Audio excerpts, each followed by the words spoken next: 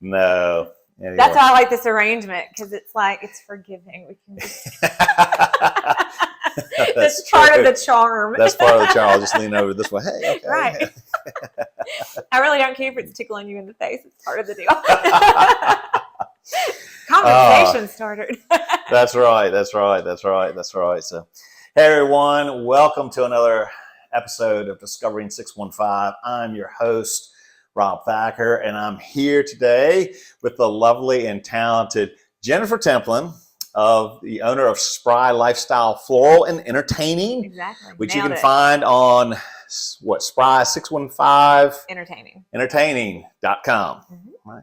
Well, Jennifer, thanks for coming today and joining us on Discovering 615. So, my pleasure. Thank you for having me. We appreciate. Glad you just surprised me and stepped in. You know, that's right. Fancy little lifestyle here. Yeah, exactly.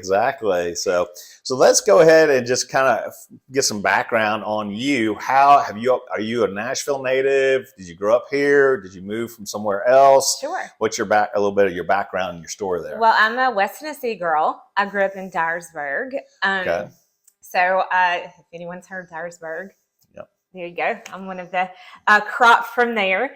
And my mother, though, was a lobbyist. So we were here in Nashville quite often. And so, I don't know, it was kind of a natural move down the line. A lot of my family lives here.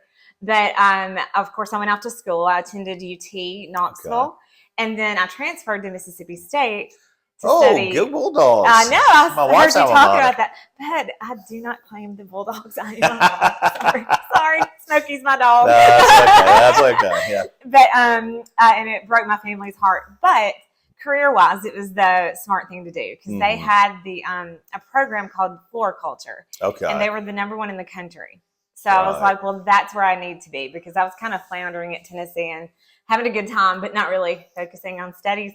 But without having gone that route, I would never have had the experiences that I've had that have made my career so different and just rich in really cool opportunities that I didn't even know existed. Because really going into a career like this, you kind of think, okay, I'm gonna own a flower shop. Like, that's the pinnacle of it, you know. Yeah. But oh my gosh, my eyes were wide opened on a chance meeting. And one of my professors met a woman, and she owned a Sandy Rose Floral Studio in Los Angeles. Oh, wow. They had dinner together, and he was like, well, hey, do you have interns? And they're like, oh, we've never thought about it, because designing for television and film is a little different than just designing for, just in real life, if you will. And so that she's like, sure, if someone's interested, they're going to have to interview. They have to do all the things. So he comes back, and he was like, who wants to do flowers for Days of Our Lives? And of course, my hand shot up. I'm like, that's all you have to say, because I was raised watching that with my grandmother. And so I was like, the chance to do Bow and Hope's wedding, because they, get married 15 times on the show. But anyway, so I did all the things, went out and interviewed, razzle dazzled. They hired me, and they insisted that it was a paid internship. And I was their one and only ever intern. I was there for 7 years. But they hired me.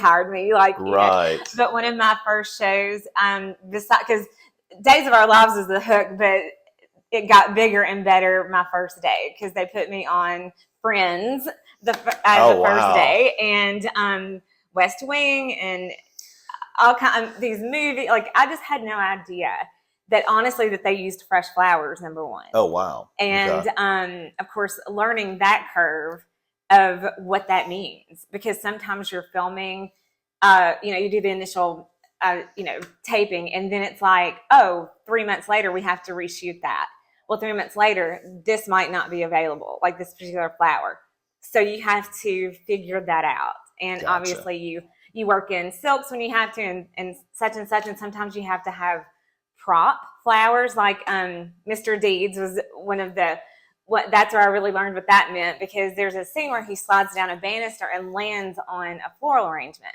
Okay. So it's this big tropical arrangement. It has all these spiky things in it. bamboo, all this stuff. So obviously, if someone lands on that, that's not going to go well. So we were literally off to the side, running in another flower arrangement that he could land on, and then bringing the other one back in, to do the back shot and everything like that. So, or the B-roll. And anyway, it was such an extraordinary experience. And then also, I wasn't even thinking about it then, and I actually just kind of thought of it now, but I can always go back to those shows and see my work. And I was like, well, look, not everyone gets to do that. And then I get to tell people, you've probably seen my work. That's crazy. But on Friends, you would never know that that they have Monica has 7 arrangements in her little apartment. And it doesn't mean they're, obviously they're not these big, huge arrangements, but they're little touches that just kind of finish the moment and help tell a story. Because, they were young kids living in New York, didn't have a lot of money, but they still wanted to have nice things around. And we all know Monica, she was very particular in all the things, and she was a caterer. But just as in life, you often want to help tell someone's story with flowers. And because I was always like, this is interesting, that we're doing all this, because who cares? It's a TV set. But at the end of the day, it's like, but that's the finishing touch of telling someone's story, because you can see them.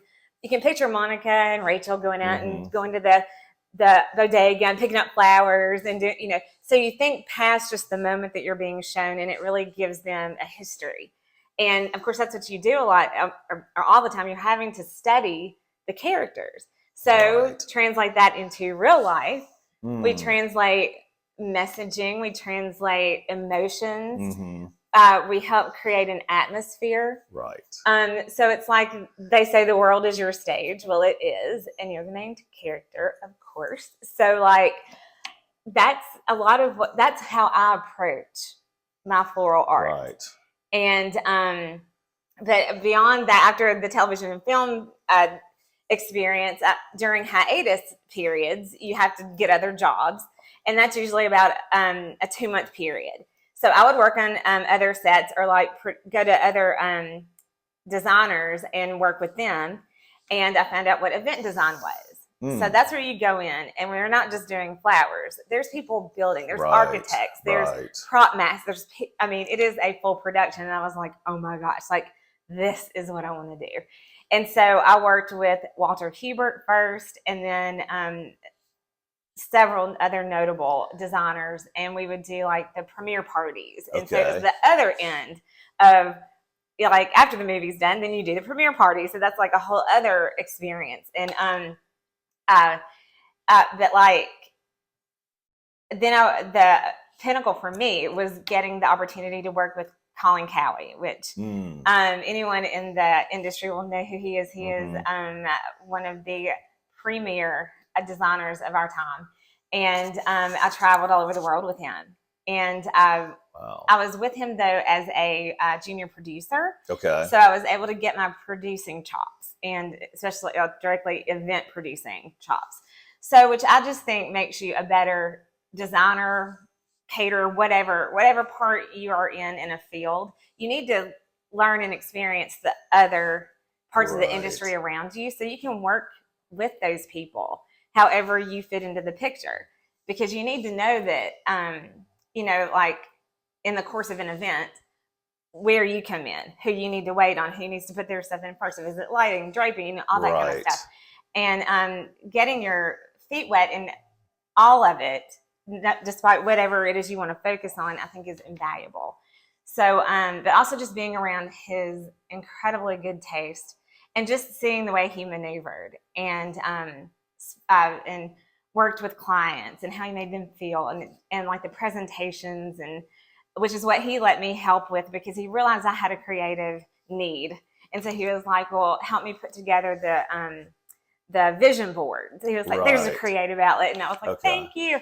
And then I would often get my opportunities in the craziness of things to help design and florals. And I remember there was a bride that we had. In fact, it was Peter Lynch's daughter. And that was a multi-million-dollar wedding, right? And so she had several wardrobe changes, and she wanted her bouquet to match the each different gown. So somehow one of the bouquets got lost. So I had to take the bouquet that she had. I recrafted it in front of her. She loved it, and she ran off and did her, her next reveal or whatever. So getting to do things like that, and it was just like, tell Colin I did that, But again, that was just an invaluable experience. Right.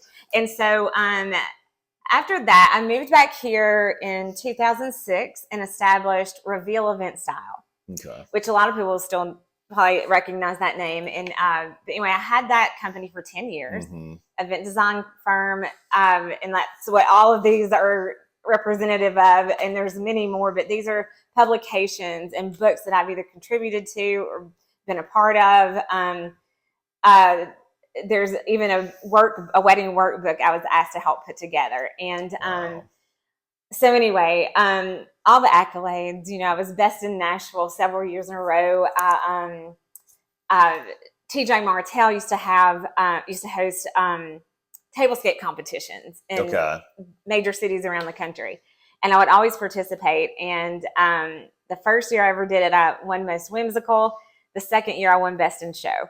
So it's like, you have all these things, and it's great to be recognized, of course. But then I was, after my 10-year mark, almost right dead on it, I'd been working with a client for several years. And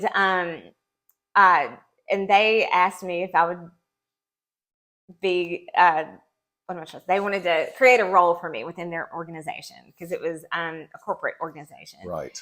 And so I was like, well, maybe this is just the right time. Like, leave on a high note, and get to focus not on the business part of it, but just on the creative. So I was like, I feel like I should do this. So that's what I did. And so I was the hospitality curator for the C-suite of a healthcare company.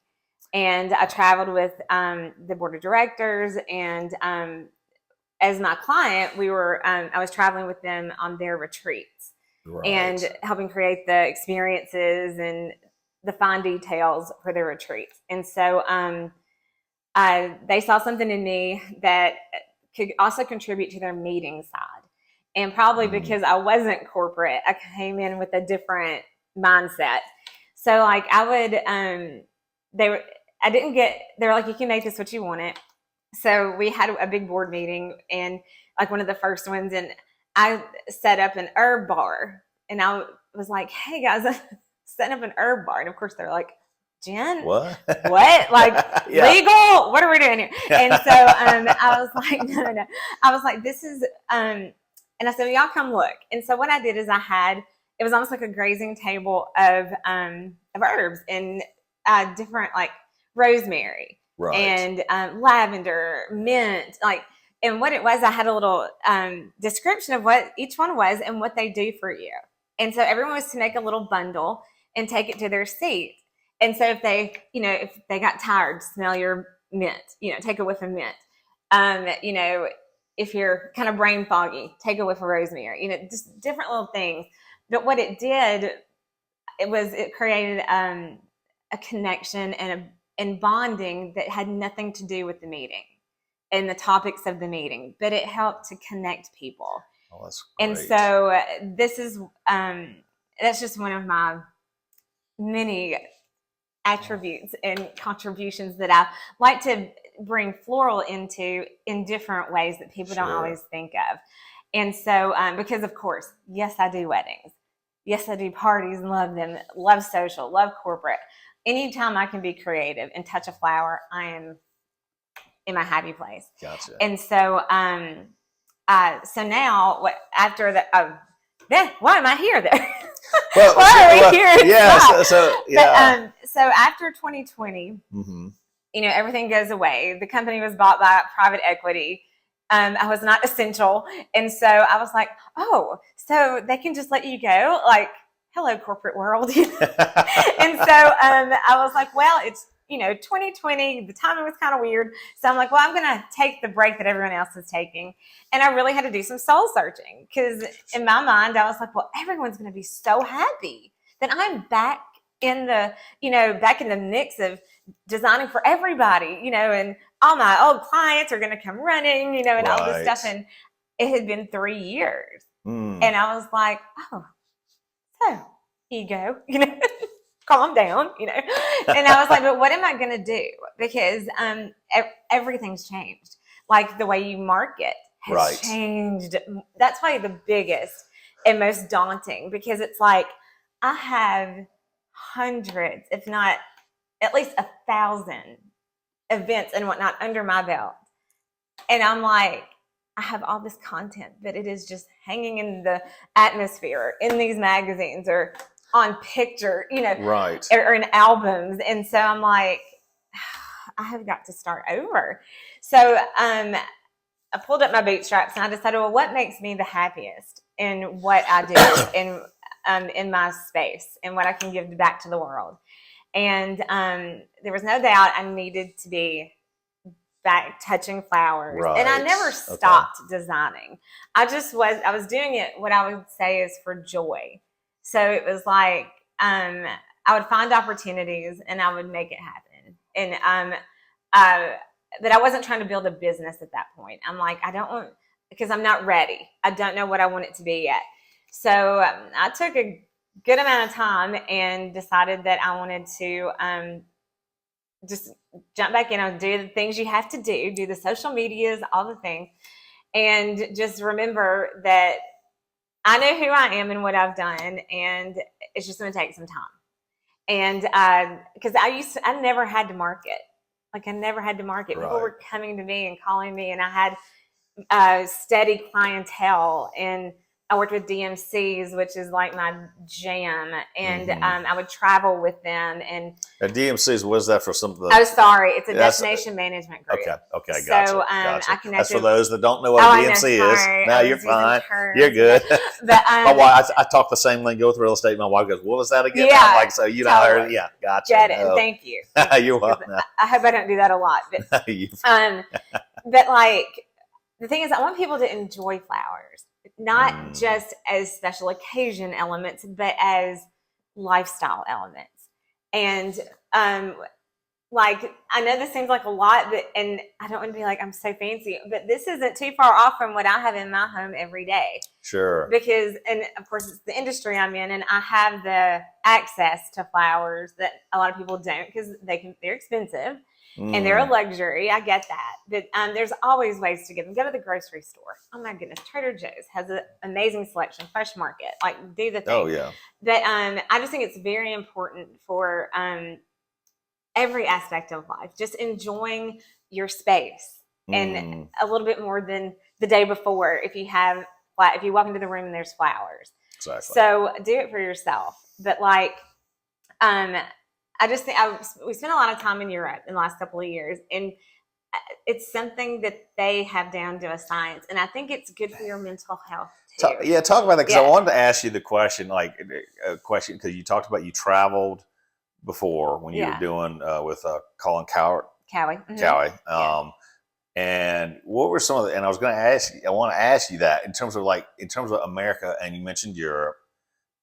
What are some of the differences there that you saw in your travels? What was like one of the top or a couple places that really stuck out in your mind in your traveling? Because I saw that when I was getting ready for this and looking at your website, it said that you had traveled. Talk about that a little bit too, especially in terms of the aspects too with the floral, as well. Well, I'm just in traveling. I just noticed how it is part of their daily life, and they let flowers dry and they still keep them around, because if you do it right, or if you just kind of leave them alone and let them do their thing, they're still beautiful. In fact, this guy here is full of hydrangea from our wedding that was a year and a half ago. Oh, wow. Now, a lot of it too is that it's the Dutch hydrangea, and it's like the best, and that it dries beautifully, holds its color. But roses, that's a given. And find something cool to do with them. I have a box that I keep around to when I wrap a gift or send a note. I'm always like gluing on a little flower or something, just a little touch of something. And I make sage sachets, and I'll make a bunch of those. And after like an event or like a wedding or something, I'll make a bunch of them from the wedding flowers and send them back to the client. as a gift, as a happy, because I'm like, that's great. this should linger. Like that day should linger. But what I was noticing though is like they are unapologetic about flowers, and they put them on the outsides of their buildings. Now they may be artificial and whatnot, but it's just there, and it's part of the landscape. And one thing too, the name of my company, Spry. Right. I hope that this would be more of an industry thing that I hope people in the industry get. But Constance Spry was one of our most prolific designers of the 19th century or 20th century. 19th. That was last time. I don't know what century. I think you're right. The 1900s. But anyway, 20th century. Yeah, she was out of London, and anyway, the short of it is that she was an unapologetic designer, and she was not doing the standard look of the day. She was going out and foraging and finding crazy wild elements in the wild, big cool branches, you know, all the wild vines and stuff, and chunking them in, and then throwing some, you know, cut flowers in. And she's like, if you like it, great. If you don't, I don't care. That's how I feel. Not that I don't want you to love my work, but it's like, be intrigued by it. Like, I want it to be interesting. I would rather people come to me and say, I've never seen anything like that.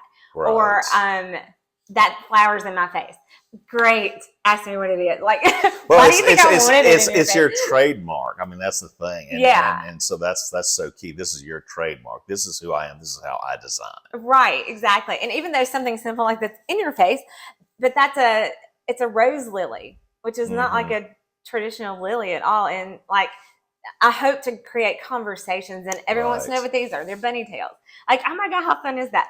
But part of it, again, is wanting to create conversations, especially when it's in an event, you know, atmosphere. Absolutely. But like for your home, though, is where I feel like I really want to preach, if you will, because just like this situation, like imagine this is at a party. Bring this home, and you've got 4 arrangements to put around your house. Exactly. Like, take the flowers home. Now, let me asterisk that. Maybe not the containers. Oftentimes, the containers are rented, and your friends will not be pleased with you if they have to pay for containers. But one thing I like to encourage is any of my clients is if they is to do something afterwards with the flowers, whether it's we donate them. There's all kinds of opportunities to donate the flowers. I mean, there's people who don't get to have flowers in their life and don't have the opportunities to go places. So I'm all about the share. But if you happen to, but they're a big investment, especially like for a wedding, right? So I'm like, if there's an event the next day, let's take tell me where it is, and we'll transfer some of the flowers over there. Or bring me some of your vases from home. I will fill them up, and I will deliver them back to your house. Right. Or do you have friends? We can share them with like anything, not to just throw them away, because I mean, they're beautiful, and to see them in the trash, that's wasteful. Right. And so I want to provide a service in addition to making your event amazing and stunning, that we carry that on. And I have all kinds of ways of doing that. And again, anything that we can create that lingers. I mean, people always like to preserve their bouquet. Well, what about this giant $5,000 arrangement? You know, like, let's do something with that. Yeah, you know? Yeah, exactly. So, but that's like a house full of flowers for a lot of people. And so, but anyway, I think it's a conversation everyone should have, whether it's with me or their own designer. Like, have that conversation, because at the end of the day, you're exhausted, you've whipped it up all night, and this goes for any occasion.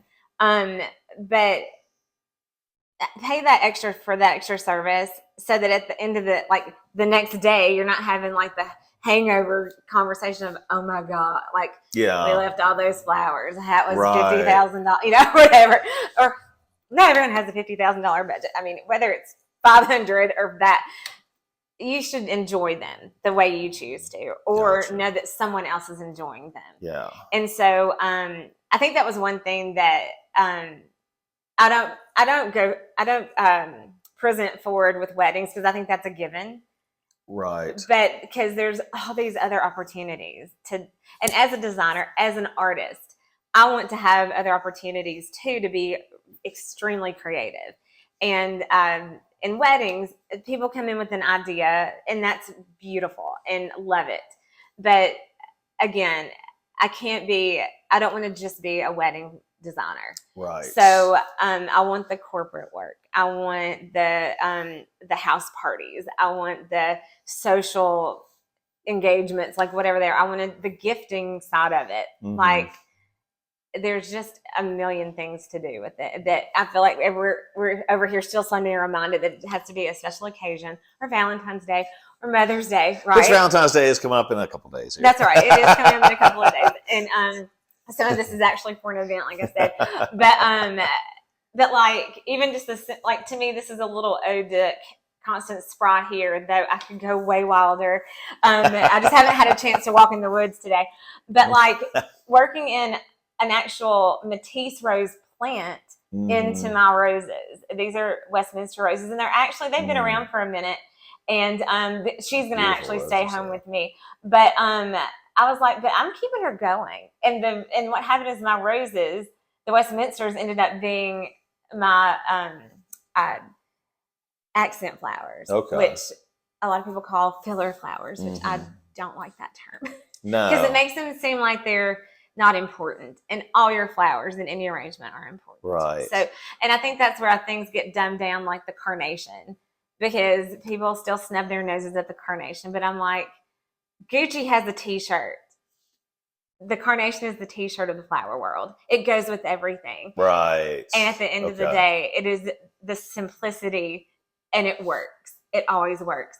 And the thing is, when you really get into it and you start going to the flower markets and things like that, you'll notice that there's variegated versions that are unbelievable. And it should go into your, like, if you do flower pedaling for something, grab some variegated carnations. They're stunning. And wallpapers, fabrics are always mimicking the carnation. Right. So I think it's so funny. And obviously it's in application. And that, we don't do that. Sure. I would want you to fall in love with any flower I put together. I would want you to look at it. Oh, it's a carnation arrangement if it has carnations in it. I would want you to see the whole thing and walk around it and put your face in it. And, I want it to be an experience and something that you want to talk about. Gotcha. So, sorry. So, you're fine. I want to ask you, so you're talking about flowers. Is there one flower? Okay, here's a pop question for you. Yes. One flower that you just adore working with, and one flower that you would say, I'm not going to work with it. Or is it? Ooh. Because I was thinking, kind of like just out of curiosity, because you're talking. You mentioned earlier about some people just stay into carnations, but again, like you're saying, with some of the carnations I've seen recently, it's like, oh, why would you do that? Right. So it's kind of like asking, who's your favorite child? But like, I get ecstatic to work with amaryllis. Okay. And because amaryllis do so many cool things. And there's these very cool varieties. Kind of like the rose lily. There's a multi bloomed amaryllis that and there is a scientific word for it. And as someone with a horticulture degree, I should know what it is. I can't. Multifloral keeps coming to my head. But anyway, but it's when they have like quadruple the petals that like your traditional right? Yeah.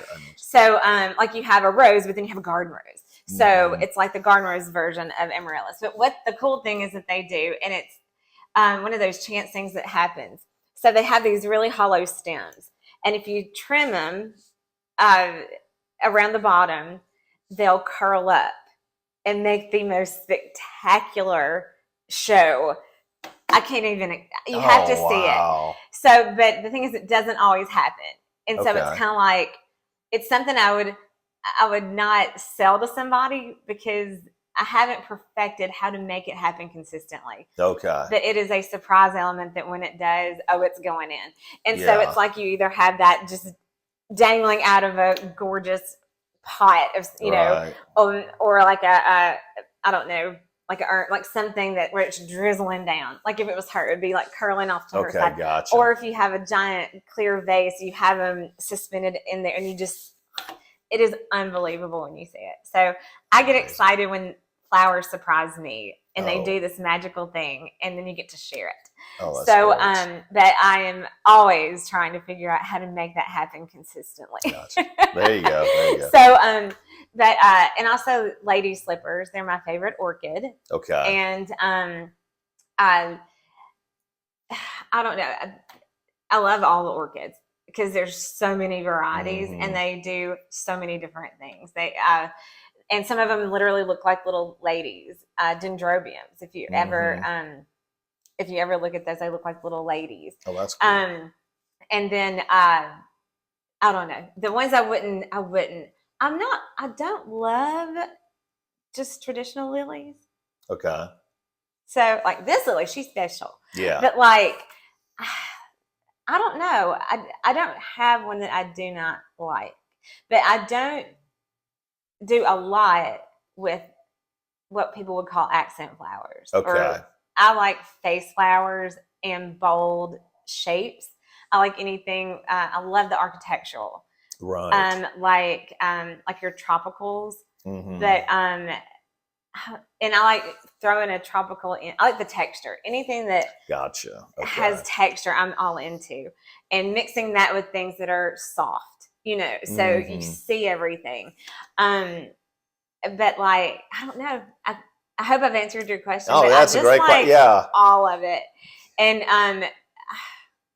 anyway, if one like pops in my head, more of a don't one, I'll say it. But apparently I've blocked it out if I don't like it. We just don't do that. Well, yeah, exactly. Like the tuber chicken, we just don't do that. Exactly. Baby's breath. Okay, how do you feel about baby's breath? I've heard of other florists call it something else besides baby's breath. So Gypsophilia. Or not nice names. Exactly. So anyway, talk a little bit about, because when I was looking on your website, you talked about the it's After Hours Haus Flowers. Haus. Haus. Haus. Okay. So I married a German guy. The Milkman Concept. Yeah, Chris. Yeah. So very German guy. Very German guy. And so I was Great like, I have to throw some of that in there. Went the German and put Haus. Haus.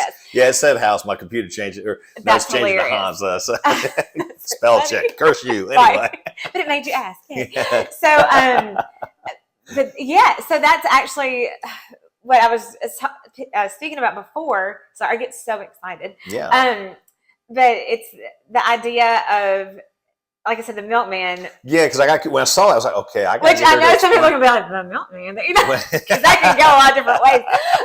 But again, I want people to ask. Right. Yeah. Exactly. And again, so I'm asking. Constance Spry, going back to her, because she's my muse right now. That she had a little wicked side to her, and so like sense of humor, and so that was my little nod again to Constance. So I was like, oh, she would appreciate that. So, but in general, I would love it if people would like get on almost like a subscription list.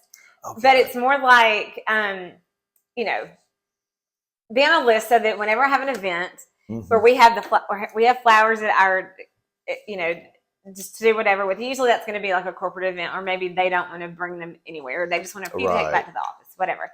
But it's like, okay, so you have all these flowers, ding, ding, ding, send the text, put out, send me your address, let me know that you're putting out your vases, and I'll come to your house, grab your vases. Oh, that's cool. Boop, boop, boop, boop, boop. And then the next morning, I have them back at your house, and they're filled, with flowers, and then you just put them around your house. So that's the concept. I love that concept. And so eventually, I would love to have a truck or a cute little van or sprinter that I drive around like an ice cream truck, and everyone comes out with their vases, That's awesome. But anyway, that's the concept, and I hope that I can help it catch on, because again, it's really about making sure that people bring flowers into their life, into their spaces, and just enjoy them and let them make their everyday special. And there's always going to be occasions. There's always going to be the special events, but those are way elevated moments. Right. But my gosh, a vase of tulips can make everyone so happy, and especially our, oh my gosh. like the different varieties, like your frisee tulips and your they have the peony tulips. Yes. They're unbelievable, and I'm blanking. Hold on, can I do a timeout for a second? I need to remember something. We can go back. Oh my gosh. No, because tulips are another one of my favorites. Yeah, like that's one. That is actually one of my favorite flowers in the spring. I love tulips. Right. Well, and one thing that's really cool is, especially when people are drying flowers, is that a tulip will dry. Really? Parrot tulips. Sorry, thank you. I was going to bring those up because I've seen tulips. Those parrot tulips are so amazing. Yes, and so if you give them the chance, especially the thicker ones, okay, those are going to dry, and they make the coolest petals. And so when I make my sage sachets, if I have a tulip like that did a thing, they're getting highlighted. I had purple and white striped ones once that were unbelievable, and put on the biggest show for my little sages. But but also going back to like flowers in your home, like if you do end up with like roses, let's just use that. Right. So this can become petals for your bath. This can become petals for the bed. Like, do things with them, and then like save a few, and then if you want to make little sachets, make little sachets. Just let them dry. Use those on gifts. Like, there's so many ways to work with them and keep them around and like let them linger, because they're not done. It's just like people, once they get a little time on them, it doesn't mean they're done. That's right. But everyone wants to be appreciated. Well, so do our flowers. They want to continue to go to the party. Exactly. Continue to show up to the party. I love coming back to the Milkman Concept, because I love that, because I'm a big person on community. When I went to Italy in 2019, I saw community is a big deal over there. Yes. And I feel like, not to come off political, but I feel like in America we've lost that. So I love talk about that, the concept, because it used to be you knew your milkman. So I love this concept of the flower lady, driving your truck in that. But how has, in terms of with being involved with the community, how some more opportunities? How has the community received you? How have and obviously this concept is a great way to give back to the community too. But, correct. And it also creates, we can even have an activation with it. And this would be more for like a corporate situation, but imagine you have a dinner the night before and you do flowers. Okay. Well, the next day we set it up as an activation where people make something that they take home with them. And I know I keep going back to my sage things, but they're so universal, and they're easy to travel. And again, they linger and all the things, but we can always come up with ways to do that, and send. We can even create something that we send after the event as a reminder of the event. Anyway, I know you asked me a totally different question. So right now the concept is so new that we haven't really done it yet.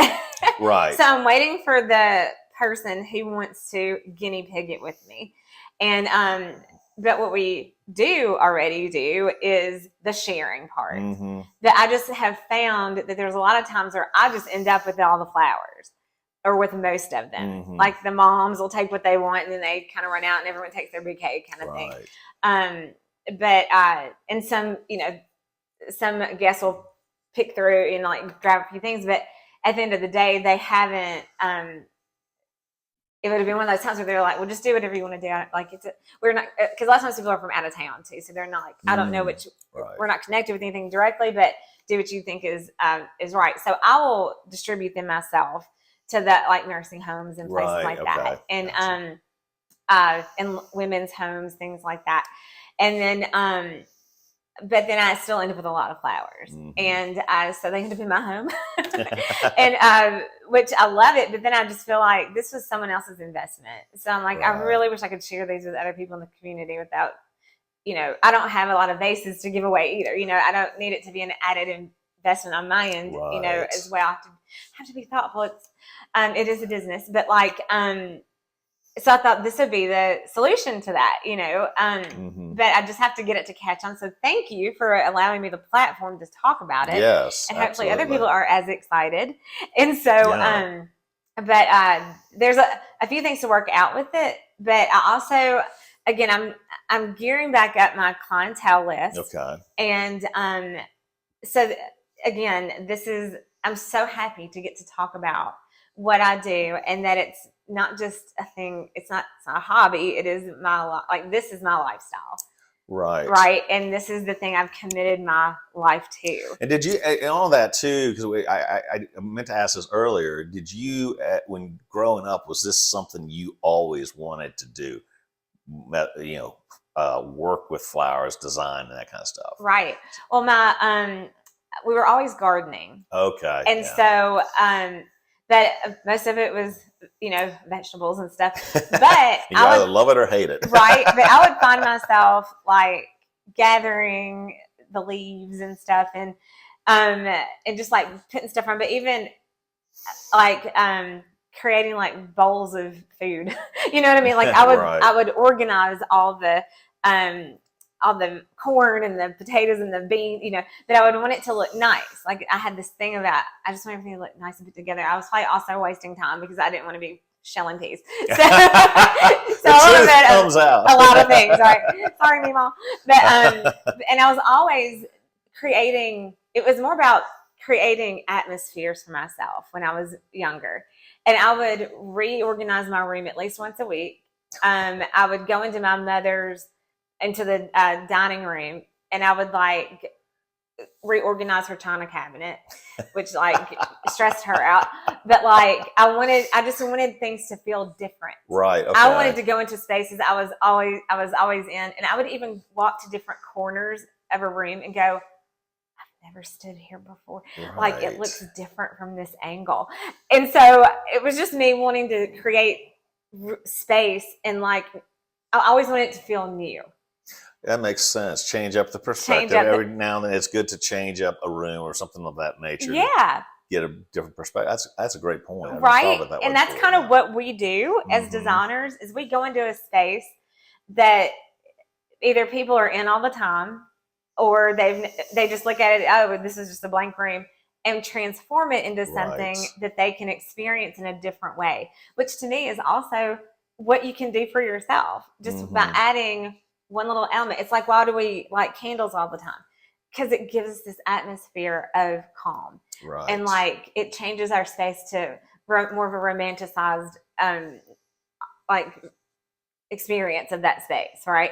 And so again, it's just one more element to add into that mix to like elevate it up just a little bit more. Right. And but like when my grandmother, I was always in art classes, and I always needed an artistic outlet. I was that kid. And so my grandmother, when I was, I think 16, was like, you have an aunt that owns a flower shop. Do you want to go in there and just play with some flowers and see what you do? I'm like, sure. So I went in and made 3 arrangements, and they all sold within an hour. And my aunt was like, oh my gosh, like we need to harness this. Like, do you know what you're doing? So it was obviously a gift. And I was fortunate to have been led to a university that had classes that even got into that, because not that they were teaching us how to design. It was more about like, while you're in this, the background of design, studying like Versailles and the parties that they had at Versailles, like the history of why you're doing what you do. It's kind of like becoming a chef. Right. And so, but you also have to learn rules to break.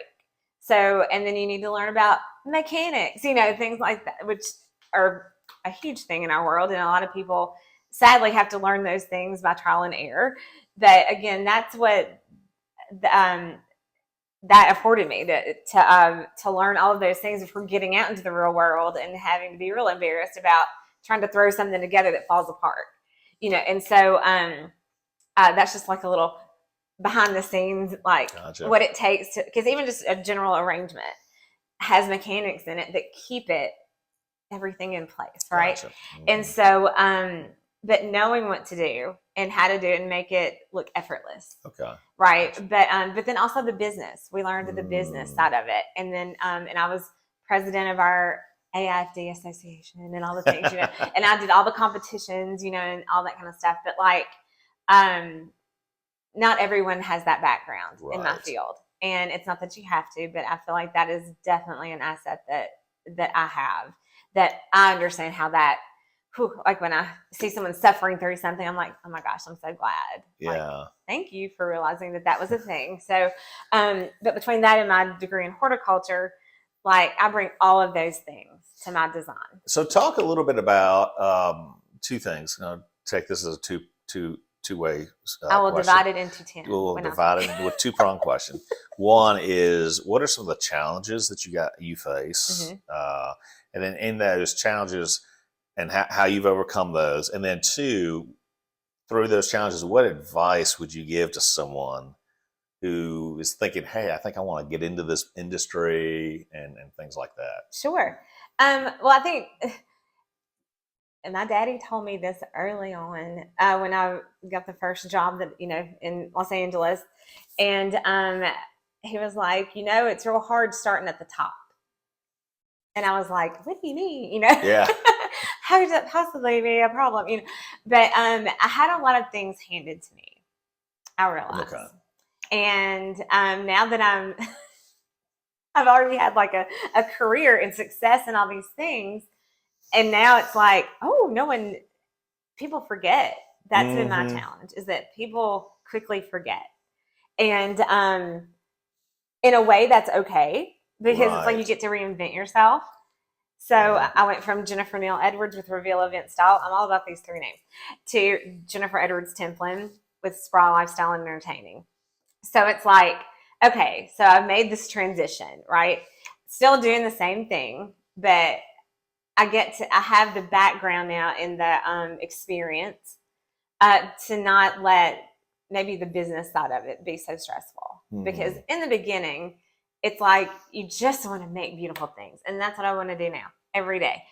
But, I feel like if I was like in the 1800s or something, I would have definitely been like one of those starving artist people, because I just want to share my art. Right. I just want to make things beautiful for people. And I don't want to keep what's in here. I'll spend all my money to make you see this thing. Right. But, reality is that you have to run the business side of it. So having a business background is necessary, unless you want to be a designer that you don't want to own your own gig. You want to just be a designer and work for someone else. That's great. Yeah. But if you ever want to have your own situation, that you've got to have a business acumen background. Okay. Yeah. And also legal. Take business law, because it's a lot. There's a lot of things you need to think about. And if you have a staff, or if you even, like myself, I have freelancers. But you have to have like things in place. Everyone needs to sign an agreement that, a liability agreement, especially if you're going to be on ladders and things like there's just a lot of things you need to think about. And then if you're traveling, you need to have insurance to cover things that happen on travel events. So there's a lot of business.